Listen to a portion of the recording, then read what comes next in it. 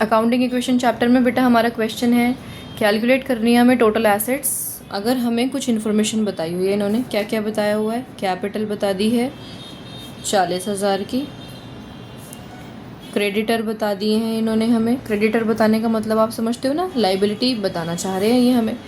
साथ में हमें इन्होंने रेवेन्यू बताया है 50,000 का, और एक्सपेंसेस बताए हैं 40,000 के। ठीक है जी। अब ये क्वेश्चनर हमसे कहा क्या है इन्होंने, टोटल एसेट्स निकाल के बताओ। तो अब हम जानते हैं टोटल एसेट्स निकालने का तरीका क्या है। टोटल एसेट निकलती हैं विद टोटल लाइबिलिटी प्लस में टोटल कैपिटल, और टोटल का मतलब आपको पता है क्या होता है, क्लोजिंग की बात कर रहे हैं वो, है ना जी।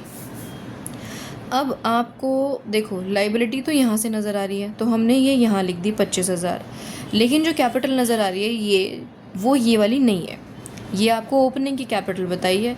अब आप बोलोगे मैम आपको कैसे पता लगता है, उन्होंने तो सिर्फ कैपिटल लिखी है, आप इसे ओपनिंग की या क्लोजिंग की कैसे मानती हो।